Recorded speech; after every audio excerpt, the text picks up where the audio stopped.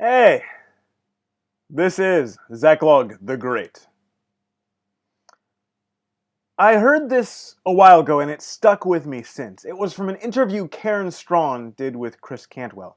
Now, I will preface this by saying that besides this, I know almost nothing about Chris Cantwell, either good or bad.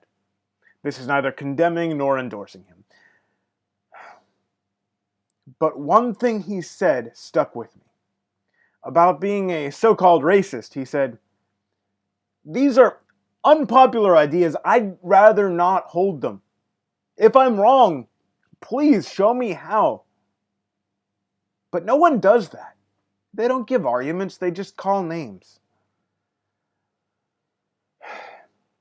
And the more time I've spent on the subject of racial differences, the more obvious it becomes.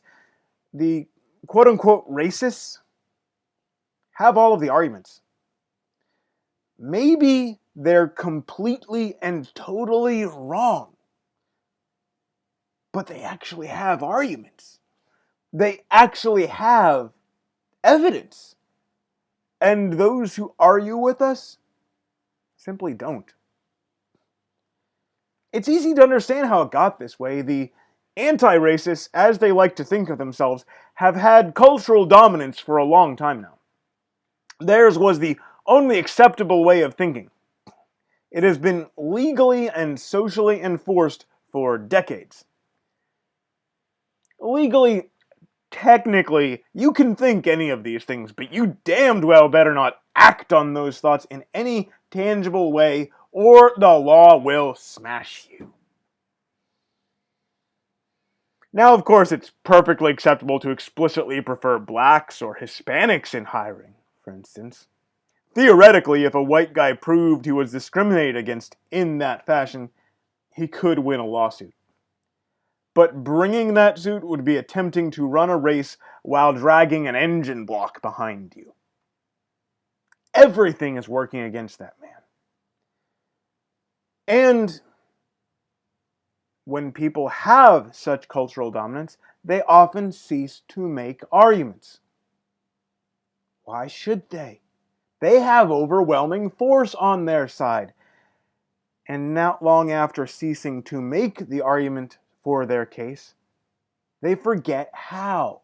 They forget what an argument is for that case. And so, what do we get? Cheap, empty moralizing. How dare you say that? That's horrible. You're a bad, naughty racist. You're a Nazi. You should be driven out of your job and made unemployable. And that one, by the way, will be followed up with action as often as they can. There's no argument quite like starving your opponent's kids. No arguments, no evidence, not even the slightest attempt to reason with us. Just shaming. Or we get wild mischaracterizations of our opinion. We get people putting words in our mouth that sound like they heard only about half of what we said, and they were tweaked on meth when they heard that half. So, what I hear you saying is that all black people are filled with irresistible murder rage all the time.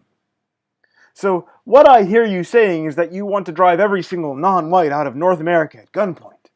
So, what I hear you saying is, paging Kathy Newman. Kathy. And when they do bother to make arguments at all, they are so flimsy and easily smashed. It's like watching a tsunami destroy a 2-year-old sandcastle. We have evidence for our side. They have smug self-certainty and social and economic pressure. Oh, there's no such thing as race. Race is just a social construct. Really? Really? So, if I told you that I was just talking with an East Asian man at the grocery store, that's an empty, meaningless statement to you. You have no idea who I'm talking about. You don't believe that.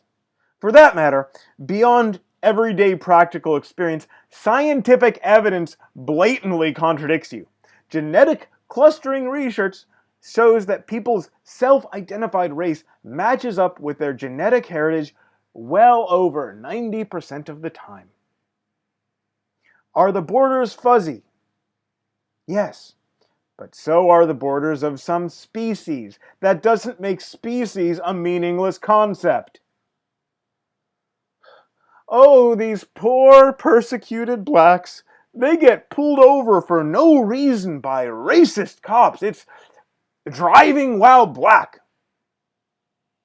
Okay, first off, how would a police officer watching cars moving at highway speeds be able to reliably tell the race of the driver? Does racism give those officers some kind of superpowers? Try it sometime. Go sit beside the nearest interstate and see if you can tell which drivers are black, white, Hispanic, Asian. Good luck. But again, we don't merely have simple common sense on our side. Defending themselves against this slander, the New Jersey state troopers demanded a study of what was actually happening. Using high-speed cameras and radar detectors, they clocked the speeds of 40,000 drivers. Their pictures were then examined for race. The results? Of the drivers going over 15 miles per hour over the limit, blacks were 25%. They were 23% of those pulled over. They were just a hair underrepresented in drivers getting pulled over. This same thing happens over and over.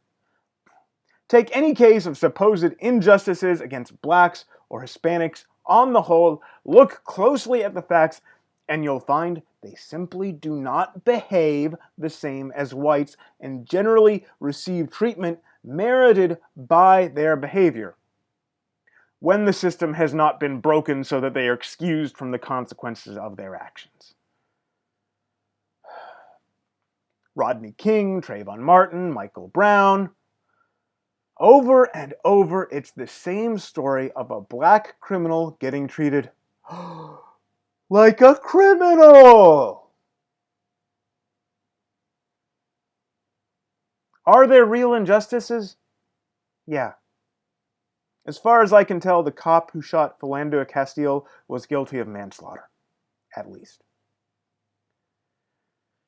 But usually, play stupid games, win stupid prizes. Oh, you say black people have lower average intelligence? Well, black women are the most educated group in America today. What do you say to that, racist? Then you look into the facts and it's just about the percentage of black women currently enrolled in college. What are they studying? Social work is not nearly as intellectually demanding as physics, let alone such garbage programs as Black Studies. What kind of grades are they getting? Do they graduate? Who knows? What does it matter? They're the most educated group in America today, you dumb racist. Or they point to one particularly intelligent black man. Oh, look at him! This proves that there really is not a difference between the races. Yeah, I've watched Yao Ming play for the Rockets. Does that prove that the Chinese are just as tall as the Dutch? We're not talking about the exceptions. We are talking about the average. Don't compare the exceptional black man to the average white. Sure, Neil deGrasse Tyson is smarter than the average white guy. But is he as smart as Stephen Hawking? As smart as Richard Feynman? Come on. I could go on for quite a while, but this is long enough already. And I think I've made my point. Look, I know these are very unpopular ideas. I'd really rather not hold them, but I have to be persuaded. Do me a favor, bring a real argument. Convince me. And if you can't do that, just stop with the empty moralizing and the social pressure. You may win in the short term, but you have no idea what you are creating for the future.